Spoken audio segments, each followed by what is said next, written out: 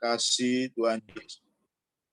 Pagi hari ini, ya rahmat kasih setiamu memenuhi setiap kami, sukacita, damai sejahtera-Mu atas kami semuanya, sehingga pada pagi hari ini kami boleh mendapatkan kekuatan yang daripada Tuhan, untuk kami boleh memuliakan nama Tuhan, bersaksi akan cinta kasih Tuhan terhadap kami semuanya. Biarlah semua orang bisa melihat bahwa Allahku Tuhan Yesus dahsyat dan luar biasa. Terima kasih Tuhan buat kami semuanya untuk mengerti firman Tuhan pada pagi hari ini, sehingga kami menjadi pelaku-pelaku firman Tuhan yang benar. Di dalam nama Tuhan Yesus Kristus kami mengucap syukur. Haleluya. Amin. Amin, puji Tuhan. Selamat pagi Bapak Ibu yang dikasihi Tuhan. Haleluya. Kita akan sama-sama belajar firman Tuhan dari Hakim-Hakim 19 ayat 1 sampai 15. Mari kita buka Alkitab kita atau buku Living Life kita. Kita baca satu ayat bergiliran. Langsung saja kita baca ya. Ayat pertama dulu yang baca ayat pertama. Terjadilah pada zaman itu ketika tidak ada raja di Israel, bahwa di balik pegunungan Efraim ada seorang Lewi tinggal sebagai pendatang. Ia mengambil seorang gundik dari Bethlehem Yehuda. Selanjutnya. Tetapi waktu berlaku seorang terhadap dia. Tetapi gundiknya itu berlaku serong terhadap dia dan pergi daripadanya ke rumah ayahnya di Bethlehem Yehuda. Lalu tinggal di sana 44 bulan lamanya. 3. Berkemalah suaminya itu, lalu pergi menyusul perempuan itu untuk membujuk dia dan membawanya kembali.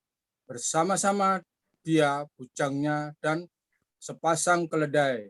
Ketika perempuan muda itu membawa dia masuk ke rumah ayahnya, dan ketika ayah itu melihat dia, maka bersukacitalah ia mendapatkannya.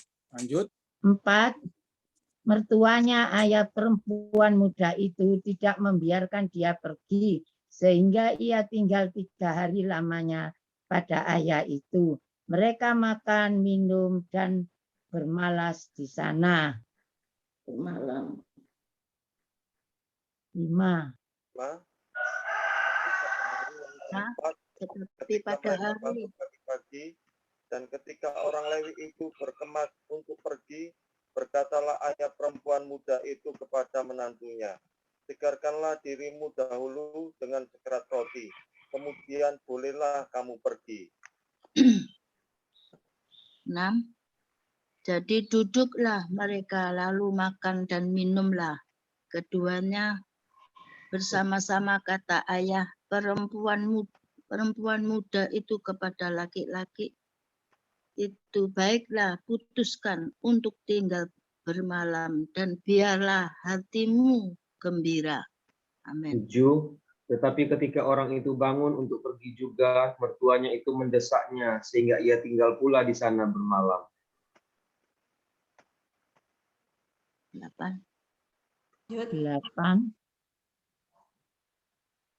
Beratna. Yang lain yang belum baca dipersilakan. Ayat 8, pada hari yang kelima ketika ia bangun pagi-pagi untuk pergi, berkatalah ayah perempuan muda itu, mari, segarkanlah dirimu dahulu dan tinggallah sebentar lagi sampai matahari surut, lalu makanlah mereka keduanya. Ayat yang ke-9, ketika orang itu bangun untuk pergi, bersama dengan gundiknya dan bujangnya, berkatalah mertuanya, ayah perempuan muda itu kepadanya, lihatlah, matahari telah mulai turun menjelang petang, baiklah tinggal bermalam. Lihat, matahari hampir terbenam. Tinggallah di sini bermalam dan biarlah hatimu gembira. Maka besok kamu dapat bangun pagi-pagi untuk berjalan dan pulang ke rumahmu.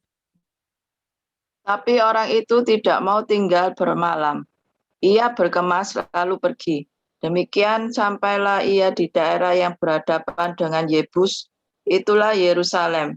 Bersama-sama dengan dia ada sepasang keledai yang berpelana dan gundiknya juga. Ketika mereka dekat ke Yebus dan ketika matahari telah sangat rendah, berkatalah bujang itu kepada tuannya, marilah kita tinggal di kota orang Yebus ini dan bermalam di situ.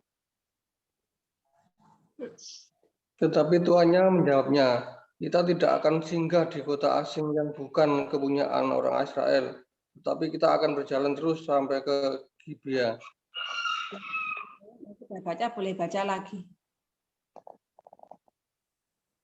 Lagi katanya 13, kepada bujangnya, marilah katanya, kita berjalan sampai ke salah satu tempat yang di sana dan bermalam di Gibea atau di Rama. 14, lalu berjalanlah mereka melanjutkannya perjalanannya, dan matahari terbenam. Ketika mereka dekat Gibea, kepunyaannya suku Benyamin. Lanjut.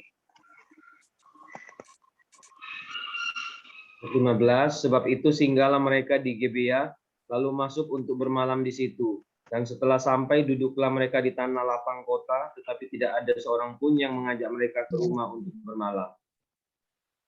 Puji Tuhan, terima kasih untuk pembacaannya. Kita akan sama-sama menguraikan sedikit tentang firman Tuhan hari ini.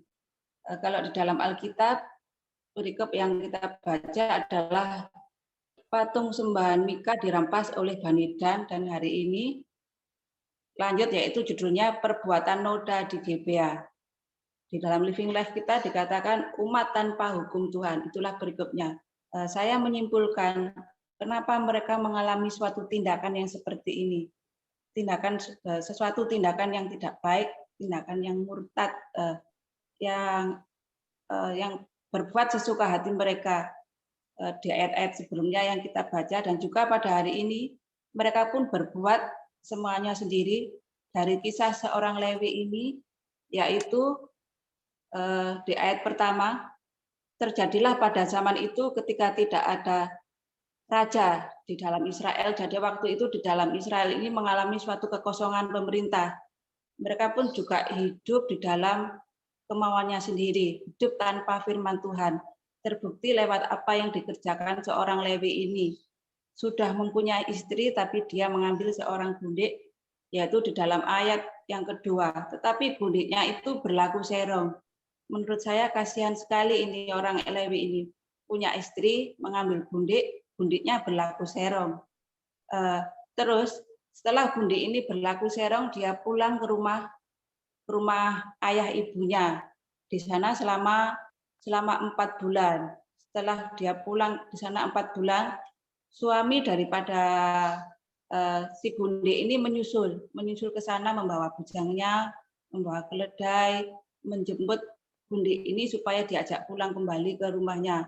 Tetapi sang mertua daripada orang Lewi ini tidak langsung memberikan izin untuk mereka pulang. Tapi di situ dibujuk sekali, 2 kali supaya bermalam, sampai pada hari yang kelima baru diizinkan untuk pulang kembali ke tempat asal orang Lewi ini.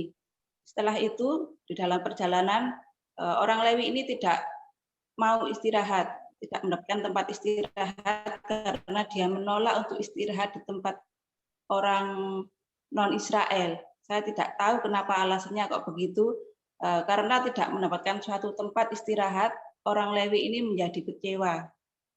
Dari kesimpulan yang saya baca dari ayat ini bahwa kehidupan tanpa firman Tuhan adalah suatu kehidupan yang mengalami berbagai macam kedukaan. Itu yang di bumi ya saudara. Bila kita tanpa firman Tuhan, kita akan berbuat semaunya sendiri. Kita akan mengalami berbagai duka cita. Dan di dalam ayat yang berikutnya, yang saya baca sekilas ini belum selesai sebenarnya ayat 15. Ada sampai ayat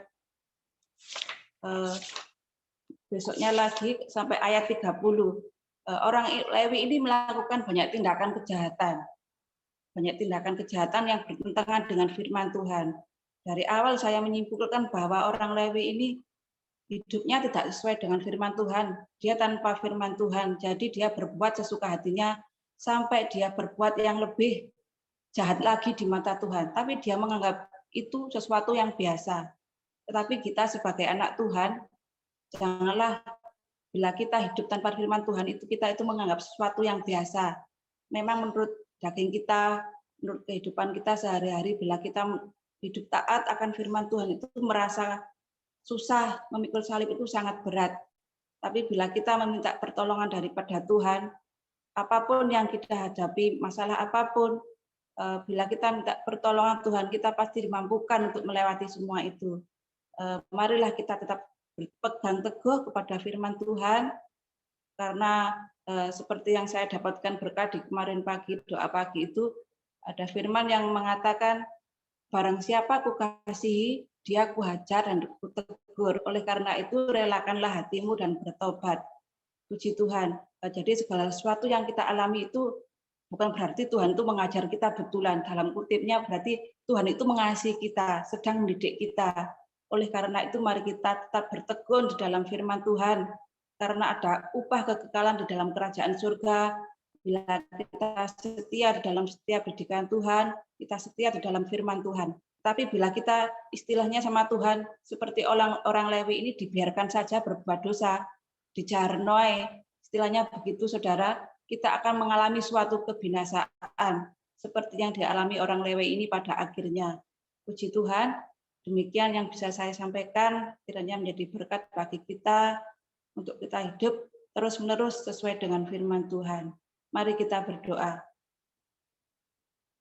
Tuhan, terima kasih, kami bersyukur untuk firman yang Engkau berikan bagi kami. Berikan kami kekuatan-Mu Tuhan, berikan kami Roh Kudus, untuk kami selalu hidup akan firman-Mu, hidup mengandalkan Tuhan dalam kehidupan kami. Karena kami tahu Tuhan, tanpa firman-Mu kami akan jatuh, kami akan tergeletak. Tapi kami percaya Tuhan, dengan pertolongan Roh Kudus-Mu, Tuhan akan menopang kami, menolong kami untuk kami menjadi pelaku-pelaku firman-Mu yang setia.